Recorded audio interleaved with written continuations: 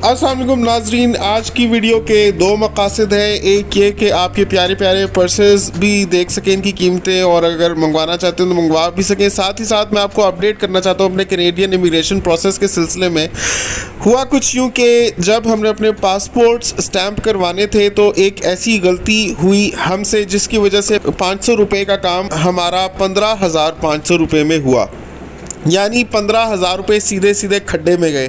किस तरीके से वो आप सुन लीजिए, क्योंकि मैं समझता हूँ ये इंपॉर्टेंट इन्फॉर्मेशन है ना सिर्फ उन लोगों के लिए जो कैनेडियन इमिग्रेशन के लिए अप्लाई कर रहे हैं, बल्कि पाकिस्तान में ये जो वीज़ा ऑफिस है ये तमाम ऑलमोस्ट कंट्रीज़ के वीज़ाज़ को स्टैम्प करता है।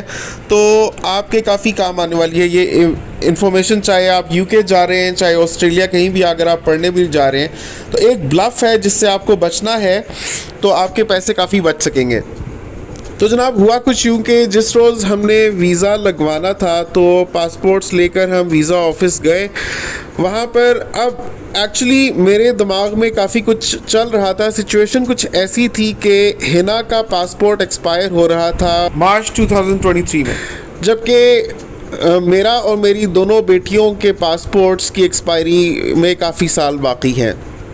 अच्छा, एक बार जब आपके मेडिकल्स हो जाते हैं तो ये भी आपको बताता चलूँ कि कनाडा में लैंड करने के लिए you get 1 year from the date of medicals to land in Canada. अगर उसमें आप नहीं लैंड करते तो आपका ये सारा प्रोसेस कैंसिल हो जाता है, और उसके बाद you do not have a right to go to Canada on a permanent residence on the existing application. आपको फिर एक नई एप्लीकेशन लॉन्च करनी पड़ती है, तो यानी आपको 1 साल का अरसा मिलता है। तो यही हमारे साथ भी हुआ। हमारे जब मेडिकल्स हो गए उसके बाद जब IRCC की तरफ से कॉरेस्पॉन्डेंस हुई तो उन्होंने हमें बताया कि आपके मेडिकल्स हुए हैं अगस्त में, तो आपके पास 1 साल का टाइम होता था कनाडा में लैंड करने के लिए, लेकिन क्योंकि हिना का पासपोर्ट एक्सपायर हो रहा है तो आपको जल्दी लैंड करना पड़ेगा, यानी हिना के पासपोर्ट की एक्सपायरी डेट तक का आपके पास टाइम है। तो एक चीज़ आप लोगों को मैं ये बताना चाहता हूँ, उन लोगों को ख़ास तौर पे जो कैनेडियन इमिग्रेशन या परमानेंट रेजिडेंस के लिए अप्लाई कर रहे हैं, कि यार जब आप लोग अपने पासपोर्ट्स भेजते हो ना, पहले ही आपके पासपोर्ट्स मांगते हैं, उसकी सॉफ्ट कॉपी मांगते हैं। वो वाले जो पासपोर्ट्स हैं ना, कोशिश करें कि सारे अपडेटेड पासपोर्ट्स हैं। किसी का भी passport with in a year expire नहीं हो रहा हुआ होना चाहिए, चाहे आप प्रिंसिपल एप्लीकेंट हैं चाहे आप कोई डिपेंडेंट हैं।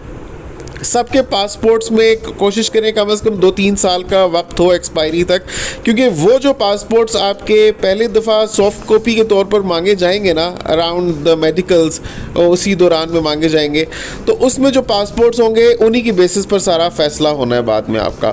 अब हमारे साथ हुआ ये कि जब हमने पहले सॉफ्ट कॉपीज़ जमा करवाई थी तो मेरा और हमारी दोनों बेटियों के पासपोर्ट्स की एक्सपायरी में तो काफ़ी टाइम था, लेकिन हिना का पासपोर्ट एक्सपायर हो रहा था अराउंड मार्च 2023।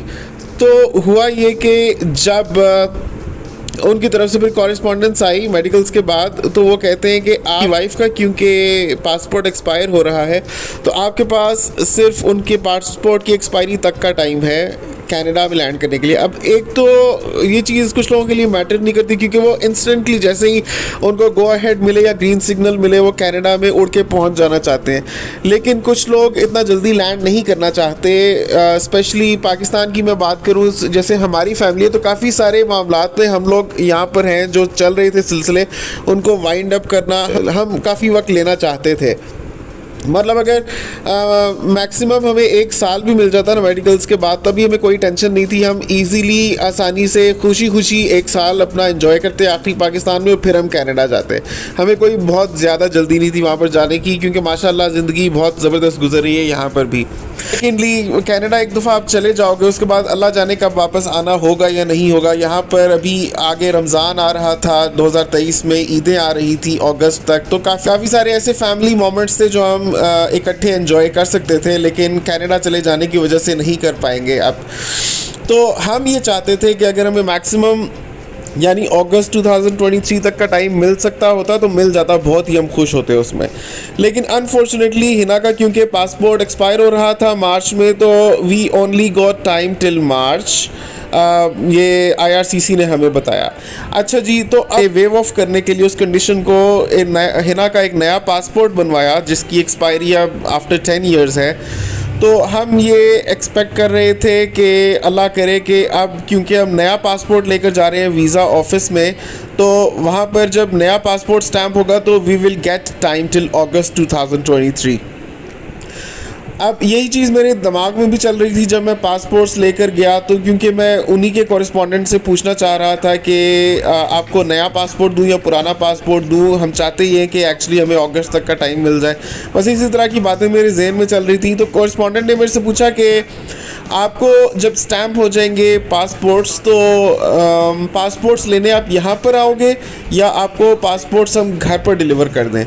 अब अल्लाह जाने कि उस वक्त मेरे ज़बान से क्यों नहीं निकला कि पासपोर्ट्स हम खुद लेने आ जाएंगे, या पासपोर्ट्स अगर आप घर पर डिलीवर करते हैं तो उसके क्या चार्जेस होते हैं। होता है ना कि इंसान की जब सख्ती आई हुई होती है तो उसका दिमाग ही माउफ हो जाता है एक तरह से। तो वहाँ पर सॉर्ट ऑफ जहाँ तक मुझे याद है मैंने जवाब ही नहीं दिया था, क्योंकि मेरे ज़हन में वो चल रहा था कि अभी मैंने इनसे ये पूछना है कि हिना के पासपोर्ट का क्या करना है। तो मीनवाइल उन्होंने प्रोसीड कर दिया और वो कुछ डॉक्यूमेंट्स फिल किए और फिर मुझे कहा यहाँ पर साइन कर दें। अच्छा, normally I never sign any document without reading it. वहाँ पर मैंने साइन कर दिया और उन्होंने बताया कि इतने पैसे होंगे, यानी 4 बंदों के उन्होंने बताया कि हमें पड़ेगा तकरीबन 21,500 रुपया। तो वो मैंने जमा करवा दिया, रसीद ली उनसे। रसीद अब मैं पढ़ रहा हूँ लेकिन रसीद पे सामने लिखा हुआ है, लेकिन वो भी मैं इग्नोर, पता नहीं समहाउ मैं उसको उस तक पहुँच नहीं पा रहा हूँ। तो मीनवाइल ये हुआ कि रसीद में चेक कर लें कि आपका ईमेल एड्रेस सही लिखा हुआ है या नहीं। तो ईमेल एड्रेस देखा तो गलत लिखा हुआ, तो वो मैं सही करवाने चला गया। उसमें मेरा ध्यान अलग बढ़ गया। जब हम घर आए तो हमने देखा कि 15,500 rupees almost out of the total bill was just for the courier delivery of the passports to our home once they get stamped। यानी कि आपके stamped passports अगर आप अपने घर पर मंगवाते हो तो फ़ी पासपोर्ट आपको 3800 रुपीज़ चार्ज किया जाता है। कोरियर फ़ी इतनी ज़्यादा है वीज़ा ऑफिस की पासपोर्ट्स को घर पर डिलीवर करने की।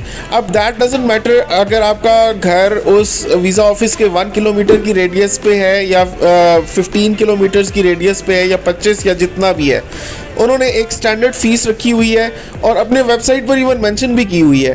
बट द थिंग इज़ कि हम लोग ज़िंदगी में फर्स्ट टाइम इस काम में पढ़ रहे होते हैं, किसी को इतना नहीं होता कि जाकर वेबसाइट पर चेक करे कि कोरियर फ़ी कितनी है। तो वहाँ पर मैंने भी चेक नहीं किया हुआ था। अब मेरे दिमाग में, जैसे आपको मैंने पहले बताया, और चीज़ें चल रही थी कि हिना के पासपोर्ट की बात करूँ और फिर बाद में मैं स्लिप में अपना ईमेल एड्रेस क्रॉस चेक करके उसको ठीक करवाने में लग गया। तो ये चीज़ें मेरे जहन से स्लिप हो गई। जब मैं घर आके चेक किया तो देखा कि एक पासपोर्ट घर पर पहुँचाने के 3800 समथिंग रुपीज़ चार्ज किए जा रहे थे। So that was a very big shocker. और नीचे स्लिप के एंड पे लिखा हुआ था कि all charges are non refundable. मतलब बाद में मैंने उनके साथ रिक्वेस्ट भी की कि मैं खुद लेने आ सकता हूँ इजीली, मेरा घर बहुत करीब है, कोई परेशानी नहीं होगी मुझे, लेकिन वो मेरी रिक्वेस्ट एंटरटेन नहीं की गई और यही बताया गया कि वो चार्जेस नॉन रिफंडेबल हैं। पहले आपको ये सोचना चाहिए था। तो मैंने ये सोचा कि देखो ज़रा कितने ज़्यादा चार्जेस मैंने पे किए। एक ही घर पे 4 पासपोर्ट्स आ रहे हैं और चारों के अलग अलग मुझसे समथिंग 3800 रुपीज़ चार्ज किए गए और the bill summed up to almost 15,500 rupees. इसमें कुछ ऊपर नीचे हो सकता है लेकिन यही रकम ऑलमोस्ट बनी थी। तो ये मेरे सीधे सीधे पैसे ज़ाया हुए। लेपर्ड कोरियर से मुझे 4 पासपोर्ट्स मौसूल हुए एक ही पते पर, तो वो पहुंचाने के वीज़ा ऑफिस से मेरे घर तक 15,500 रुपये चार्ज किए गए। तो मैं ये आपको बताना चाहूँगा कि आप लोग किसी भी किस्म के वीज़ा के लिए अप्लाई कर रहे हैं, वहाँ पर जा रहे हैं, अगर जा सकते हो वीज़ा ऑफिस अपना स्टैम्प्ड पासपोर्ट कलेक्ट करने के लिए तो लाजमी खुद जाओ, क्योंकि आपको पता नहीं होगा। मोस्टली तो लोग ये काम ही एजेंट्स के थ्रू करवाते हैं और एजेंट्स अंदर की जो भी कहानियाँ होती हैं वो तो क्लाइंट्स को बताते ही नहीं है, बस टोटल बिल पकड़ा देते हैं। तो you can easily save your money. अब आप सोचो हम 4 बंदे थे, हमारा 15,000 कुछ रुपीज़ बना बिल डिलीवरी का, अक्सर फैमिलीज होती है 7 बंदों की होती हैं, 8 बंदों की होती है, 10-10 लोग इकट्ठे बैरून मुल्क जा रहे होते हैं और वो एजेंट्स के थ्रू काम करवाते हैं, या एजेंट्स के थ्रू नहीं भी करवाते, खुद से भी अप्लाई करते हैं। जब वीज़ा ऑफिस जाते हैं उनको इन चीज़ों का नहीं पता होता, तो क्योंकि वो ओपनली उन्होंने जो कॉरेस्पॉन्डेंट है उसने नहीं बताया था कि जनाब ये कोरियर फ़ी इतनी है। मे बी पूछा जाता तो वो बता देती, but she didn't initiate this on her own के इतने पैसे लगेंगे। तो आपको मैं बताना चाह रहा हूँ कि आप किसी भी कंट्री में जा रहे हो, ये बात जहन में रख के जाना कि वीज़ा एप्लीकेशन सेंटर आपको आपका पासपोर्ट आपके घर पर डिलीवर करने के ऑलमोस्ट 3800 रुपीज़ चार्ज करेगा फ़ी पासपोर्ट। अगर 10 लोगों की फैमिली है तो सीधा सीधा 3800 को आप 10 से ज़रब दे दो, 38,000 रुपया खाली आपके पासपोर्ट घर पहुंचाने के चार्ज हो जाएंगे। तो ये आपने लाजमी बचना है इस खर्चे से, अननेसेसरी खर्चा है। अनलेस कि आप खुद ये चाहते हो, आपका घर बहुत दूर है या आप समझते हो कि आप नहीं किसी वजह से पहुँच पाओगे, तो फिर definitely you are left with no option. लेकिन जा सको तो ज़रूर खुद जाओ। अब मेरे साथ तो ये हो गया, मैं चाह रहा था कि बाकी लोगों को इन्फॉर्म कर दूं कि उनके पैसे बच जाएं, क्योंकि वही एप्लीकेशन सेंटर है वीज़ा जहां पर तमाम कंट्रीज़ के वीज़ाज़ लगते हैं और हर किस्म का वीज़ा लगता है। तो ये चीज़ आपको मैं बताना चाह रहा था। और सेकेंडली ये भी आपको बताना चाहूँगा कि बाद में जब हमारे वीज़ाज़ लग के आए पासपोर्ट्स में, तो हमें कोई एक्स्ट्रा टाइम शाइम नहीं मिला, बल्कि ऐसा हुआ कि IRCC ने हमें ये कॉरेस्पॉन्डेंस करके बताया कि हम सबको मार्च तक ही लैंड करना है, क्योंकि जो पासपोर्ट्स हमने पहले सॉफ्ट कॉपी में जमा करवाए थे उनमें जो पासपोर्ट था वो हिना का पुराना वाला पासपोर्ट था जिसकी एक्सपायरी मार्च में थी 2023 में। तो इस वजह से हमारे पास तभी तक का टाइम है वहाँ लैंड करने के लिए। अच्छा, आपको मज़े की मैं बात बताता हूँ, जब पासपोर्ट्स में वीज़ाज़ लग कर आए तो हिना का जो वीज़ा है वो अगस्त तक की एक्सपायरी का लग के आया, यानी अगस्त 2023 का वीज़ा उसका लग के आया। और हम बाकी तीनों जिनके पासपोर्ट्स की एक्सपायरी में कई साल बाकी थे, हमारे पासपोर्ट्स पे जो स्टैंप लग कर आई वीज़ा की वो मार्च में लग के आई। तो देखें, हालांकि थ्रू आउट कॉरेस्पॉन्डेंस की थी, लेकिन उसके बावजूद इस तरीके से हुआ है कि एक फैमिली मेम्बर का जिसका असल में मसला था, जिसका हम चाह रहे थे कि चलो अगस्त तक हो जाए, उसका तो उन्होंने कर दिया अगस्त तक। लेकिन क्या वो अकेली जाएगी अगस्त में? जाहिर है कि हम एज अ फैमिली मूव कर रहे थे, तो इट वाज अंडरस्टूड कि हम सभी फिर इकट्ठे जाना चाहेंगे। लेकिन हम बाकी तीनों के वीज़ा जो लग के आए हैं वो मार्च तक के लग के आए हुए हैं और हिना का अगस्त तक का लग के आया हुआ है, जिसकी वजह से हम सारों को ये अब मार्च तक मूव करना पड़ेगा। तो एक तो ये कि ना जिस मकसद से इतना दिमाग में वो मतलब चल रही थी, हलचल हो रही थी कि भाई इस चीज़ को लाजमी करवाना है, वो भी मकसद पूरा नहीं हुआ। उल्टा 15,000 रुपये लेपर्ड कॉरियर से वीज़ा ऑफिस से घर 4 पासपोर्ट्स पहुंचने के डस्टबिन में चले गए।